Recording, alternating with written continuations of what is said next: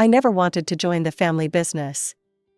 After graduating from college with honors in financial management, my dreams were set on making my own mark in the corporate world.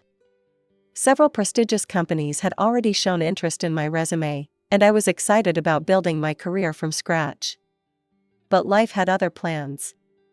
My name is Alice Chen, and I was always the responsible one, while my older brother Tommy was the golden child who could do no wrong. He got the newest gadgets, the fanciest clothes, and most importantly, our parents' undivided attention. I learned early on to be self-sufficient, throwing myself into studies and working part-time at our company during summers to earn my own money. Chen Global Trading had been in our family for 3 generations. My great-grandfather started it with just 2 shipping containers of electronics from Taiwan. By the time my father took over, it had grown into a respectable mid-sized company handling imports from all across Asia. I knew the business inside and out from my summer jobs, but I never thought I'd end up running it. That was supposed to be Tommy's destiny.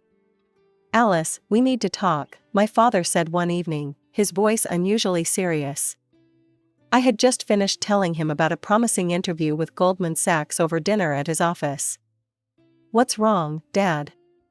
He gestured for me to sit down, his face lined with worry.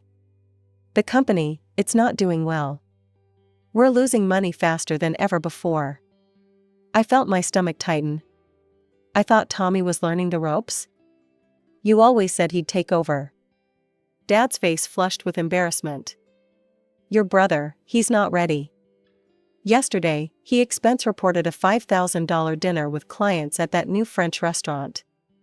When I asked him about the business discussed, he couldn't remember a single detail. "And what does this have to do with me?" I asked, although I was beginning to see where this was going. "I need you to take over as CEO," he said simply. "You're smart, responsible, and you know the business. The company needs you, Alice." I sat there, stunned. For years, I'd been told this was Tommy's birthright. Now suddenly, because he couldn't handle it, they wanted me to step in and fix everything? What about my own career plans? I protested. "I've worked hard for this, Dad. I have interviews lined up." "This is our family's legacy," he interrupted, his voice cracking slightly. "Your great-grandfather built this company from nothing. Are you really going to let it fail?" I looked at the old black and white photo on his wall, my great-grandfather standing proudly in front of his first warehouse. The weight of 3 generations of family history pressed down on my shoulders. "Tommy won't like this," I said finally. Dad sighed. "Let me handle your brother. Will you do it?" I stared out the window at the city skyline, watching my carefully planned future slip away. "Yes," I heard myself say. "I'll do it." My first day as CEO of Chen Global Trading felt surreal. Walking through the familiar hallways, I was greeted by faces I'd known since I was a teenager running errands and filing paperwork during summer breaks. I spent the next 2 weeks buried in financial reports, my financial management degree finally proving useful in ways I hadn't expected. Mrs. Rodriguez, our head of accounting, and her team were invaluable, providing me with years of records and explaining various accounting practices that had become standard under my brother's influence. "I hate to show you this," Mrs. Rodriguez said one evening, placing a thick folder on my desk. "But you need to see where the money's really going." The numbers told a story of systematic mismanagement and wasteful spending. But it was when I started digging into the expense reports that my blood really began to boil. The documents revealed a pattern of excessive spending that made my stomach turn. An $80,000 Tesla Model S purchased 6 months ago under transportation expenses. A $12,000 monthly rent for a penthouse apartment in downtown, listed as client entertainment facilities. A $25,000 shopping spree at Armani, somehow classified as professional development expenses. "Has my father seen these reports?" I asked Mrs. Rodriguez. She shook her head. "Tommy always had a way of presenting things differently to your father." More vaguely. The details got buried in broader categories.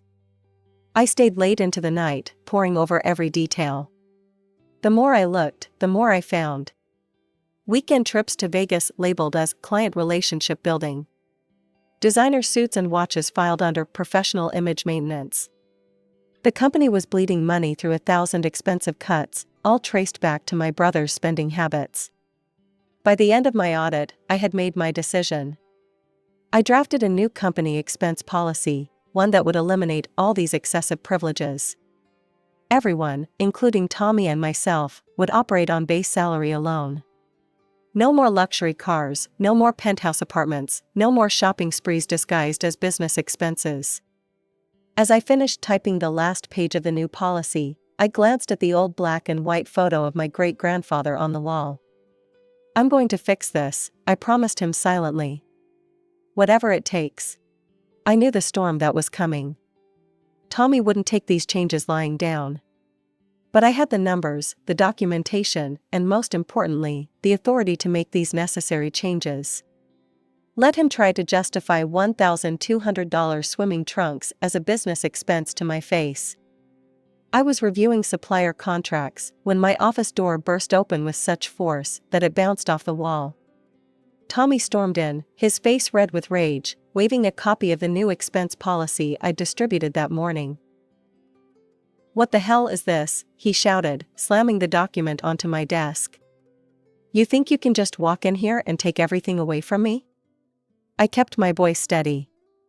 "These are necessary changes to save the company, Tommy." "Bullshit. You've always been jealous of me. Always trying to prove you're better than me. And now you're using Dad's temporary insanity to push me out."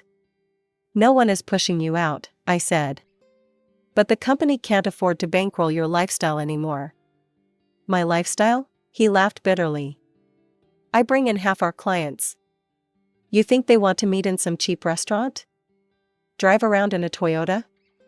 They want to do business with a solvent company," I countered. "Which we won't be if." "Screw you, Alice." He kicked my visitor's chair across the room. "You're nothing but a jealous bitch who couldn't stand seeing me succeed. I'm calling Dad." He stormed out, leaving papers scattered across my floor. I knew exactly where this was heading. Sure enough, that Saturday at our family dinner, I could feel the tension as soon as I walked in. Mom was unusually quiet as she served the pot roast, and Dad kept clearing his throat, his nervous tell. Finally, Mom couldn't hold back anymore. "Alice, don't you think you're being a little harsh with your brother? He's worked so hard for the company." "Has he?" I reached for my briefcase. I'd come prepared for this. "Would you like to see exactly how Tommy's been working hard with company money?" I spread out the documents across the dining table, right next to Mom's best china. Credit card statements, expense reports, receipts, all carefully highlighted and annotated. "This is the penthouse he rented with company funds. This is the Tesla he bought. Here are the Vegas trips, the designer shopping sprees, the $1,000 dinners." Mom shook her head. "He needs to entertain clients. With $1,200 swimming trunks?" I pointed to that particular receipt. "With a $15,000 watch." "Your brother has always had good instincts for business," Mom insisted. "He knows how to make people feel special." Dad had been silent, studying the documents with a deepening frown. "These numbers," he finally said. "Tommy, is this accurate?" Tommy, who'd been sulking at the other end of the table, shrugged. "It's all legitimate business expenses. Alice is just too rigid to understand how modern business works." "That's enough," Dad cut in. He looked tired, older somehow. "Alice is right about the expenses, Tommy. They need to stop." He held up his hand when Tommy tried to protest. "But she's also going to help you learn to run the company properly." I blinked in surprise. "I am?" Dad nodded. "My plan is to eventually split the company between you two. 50-50. But that only works if you both know how to manage it." He looked at me pleadingly. "Will you teach him?" I looked at Tommy, who was staring at his plate, jaw clenched. Teaching him would be like teaching a cat to swim. But I heard myself saying, "Yes, I'll try." Looking at Tommy across the conference room table, I couldn't help but think about our childhood.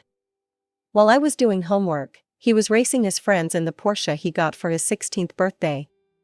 When I spent summers learning the business, he was partying in the Hamptons. Mom and Dad always said he was living life to the fullest, while I was too serious. I remember the Christmas when I asked for accounting software to practice with, and they got me a sweater. Tommy got a jet ski. When I made honor roll, they nodded absently. When Tommy managed to graduate with C's, they threw a massive party. It wasn't that they didn't love me, they just loved him more obviously, more demonstratively, more completely. Now, watching him slouch in his expensive chair during our budget meeting, I saw the results of that upbringing. "Tommy, are you following these quarterly projections?" I asked, trying to keep the frustration out of my voice. He glanced up from his phone. Yeah. Numbers going up is good, numbers going down is bad. Can we wrap this up?" "It's a bit more complex than that," I said.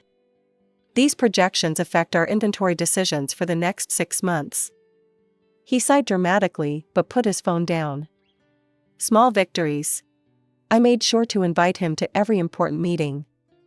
Client negotiations, supplier contracts, strategy sessions, if it mattered to the company, I wanted him there. Most of the time, he just sat there looking bored, checking his watch or playing with his pen. But occasionally, he'd surprise me. "Why don't we try importing luxury pet products?" he suggested during one meeting.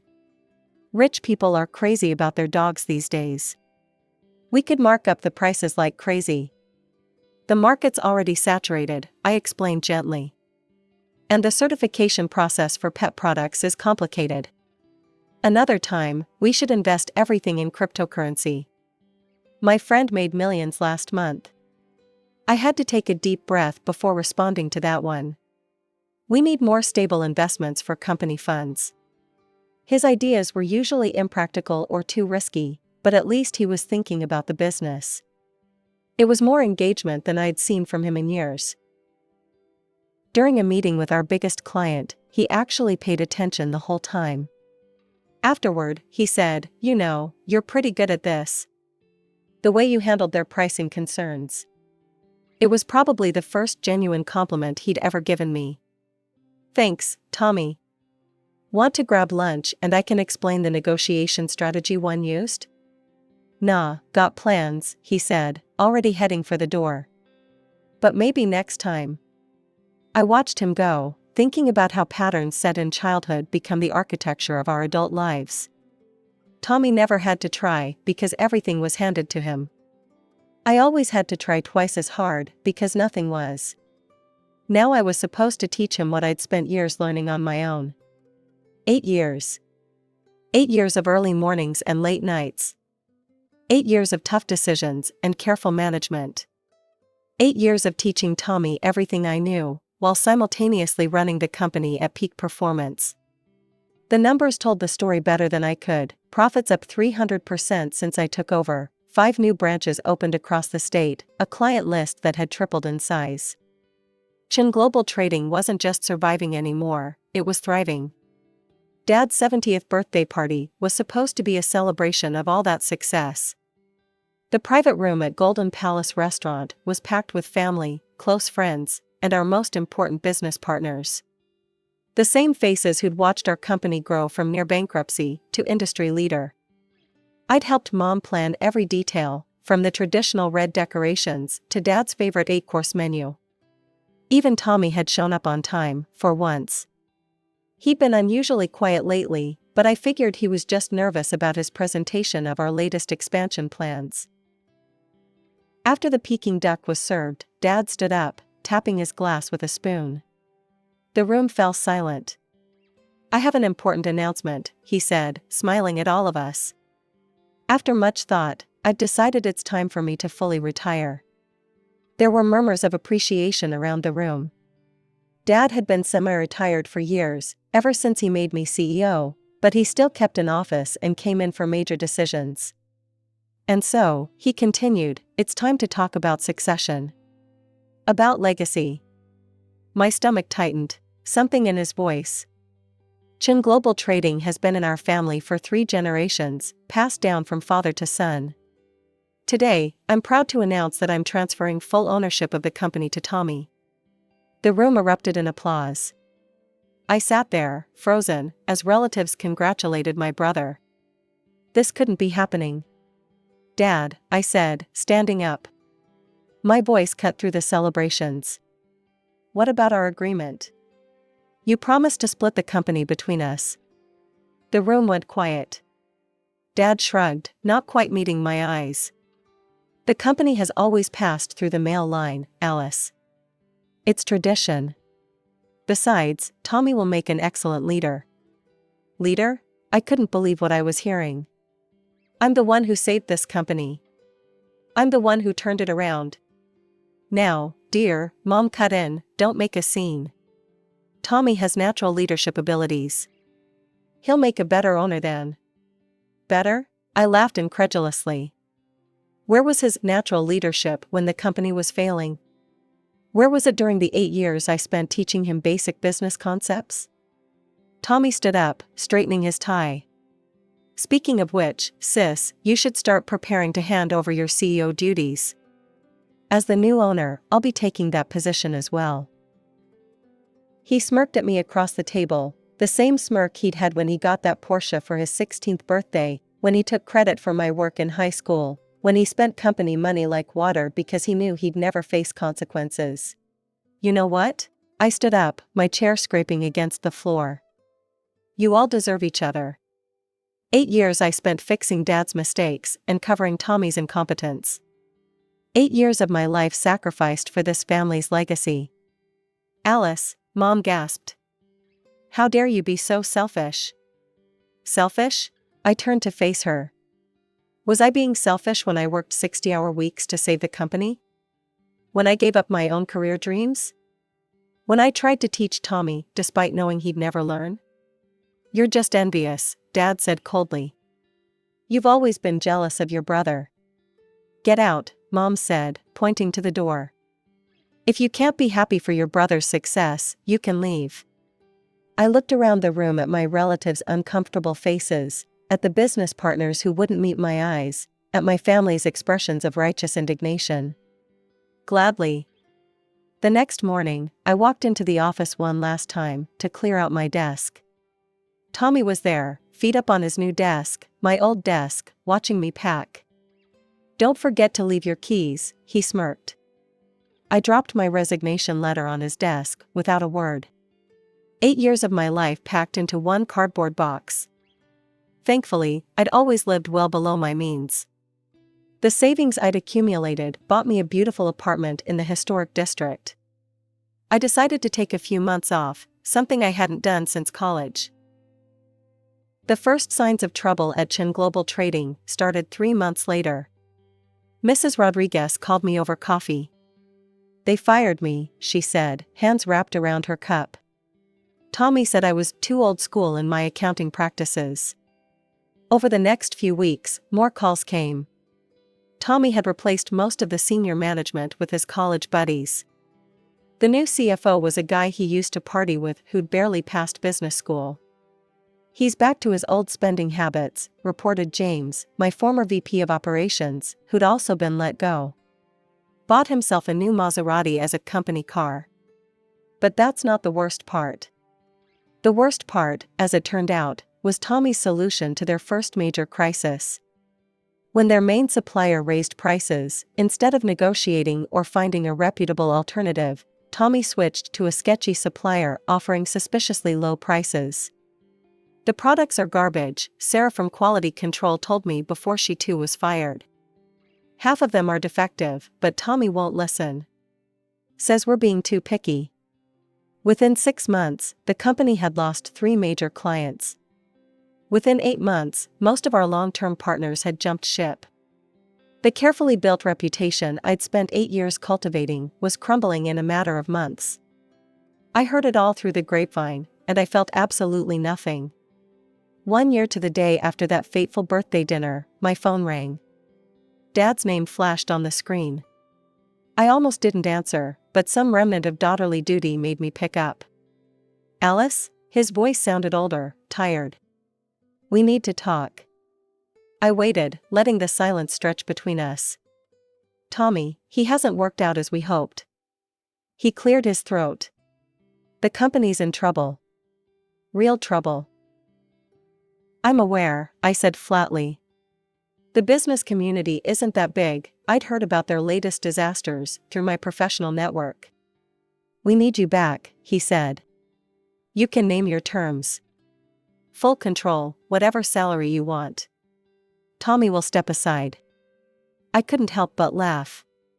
"Now you want me back? After you threw away 8 years of my work because of tradition? This is our family's legacy, Alice. Your great-grandfather's company. You can't just let it die." "My great-grandfather's company died the day you chose your son's ego over your daughter's competence," I replied. "The company I built for 8 years, that's what's dying now. And I don't care." "How can you say that?" His voice rose. "This is your family's business. Your heritage. You have a responsibility." "No, Dad, I don't. Not anymore. You made your choice a year ago. Now you can live with it. Alice, please." I hung up and blocked his number. Then I blocked Mom's number too, for good measure. Looking out my office window at the Manhattan skyline, I smiled. My new business card read Alice Chen, Chief Executive Officer of Morton International, one of the largest import-export firms on the East Coast. I'd been headhunted for the position 6 months ago. "Alice?" My assistant poked her head in. "The board members are ready for your presentation." I gathered my papers, straightening my jacket. The quarterly results were excellent, we'd exceeded all projections, and I had plans to expand into 3 new markets. "Your strategy for the Asian markets is brilliant," Richard Morton, the company owner, had told me last week. "Best decision I ever made, bringing you on board." The irony wasn't lost on me. Here I was, doing exactly what I'd always wanted to do, being valued for exactly who I was. No family drama, no emotional manipulation, no brothers to babysit. Just pure business, run well. News travels fast in family circles, even when you've cut off direct contact. It was my cousin Jennifer who told me over lunch, exactly 2 years after I'd walked out of Golden Palace restaurant. "They've filed for bankruptcy," she said, stirring her coffee. "Tommy had to sell everything, the house, the Maserati, even that ridiculous watch collection of his." I took a sip of my wine, letting the information settle. "And?" "He's moved back in with Aunt Linda and Uncle James. They converted their home office into a bedroom for him." Jennifer hesitated. "They're saying it's temporary, just until he gets back on his feet." I could picture it perfectly, Tommy in his childhood bedroom, Mom making his favorite meals, Dad making excuses for him. Some patterns really do never change. The details emerged over the following weeks through various family channels. The company's collapse had been spectacular, not just a failure, but a cautionary tale that would be whispered about in business circles for years to come. The defective products had led to lawsuits. The mismanaged funds had led to debt. The alienated partners had led to isolation. Everything I'd built over 8 years had been dismantled in less than 2, leaving nothing but debts and broken relationships. "Your father had to remortgage their house to cover some of the debts," my Aunt Maria reported during our monthly phone call. "They're saying you could have prevented this if you'd come back when they asked." I laughed at that, actually laughed out loud in my corner office overlooking Central Park. Morton International had just posted its best quarter in company history under my leadership. The Wall Street Journal had run a profile on me last month, praising my innovative approach to international trade relationships. "They're still not getting it, are they?" I said to Maria. "This isn't about me abandoning them. This is about them never truly valuing what they had." Later that evening, I sat on my penthouse balcony, bought with my own money, earned through my own merit, watching the sunset over the city. I thought about Tommy, back in our parents' house, probably still blaming everyone but himself for what happened. I thought about Dad, who chose tradition over talent, and mom, who chose favoritism over fairness. I thought about that old black and white photo of my great-grandfather that used to hang in the office. I wondered if they'd managed to save it from the liquidators, or if it had been sold along with everything else. A notification popped up on my phone, another glowing review of our company's performance under my leadership. The headline read, "Morton International CEO transforms company culture, a new era of growth." Should I feel guilty? That's what they all expect, the relatives who still talk to me, the old family friends who whisper about the prodigal daughter who let her family's legacy die. They think I should be torn up inside, haunted by what happened. But I'm not. Because here's the truth about legacies, they're not about buildings, or brand names, or even family traditions. They're about values.